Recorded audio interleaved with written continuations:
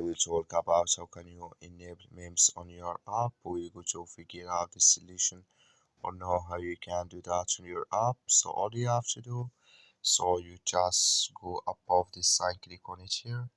So then it's going to show for you a list like this. You click here on profile, then come to your profile here. So then all you have to do, you just go above this sign, click on it here, then it's going to show for you list like this. Then you click here on settings here. When you just click here on settings, it's going to take you to this list here. So then all you have to do now, you just go down here, you keep going down, then you click here on activity filter here. Then it's going to take you to this list. Come here to memes, click in this sign. Then like you see this color show for us, that's memes enable with us now. Go above save, click on it, and it's going to save with you.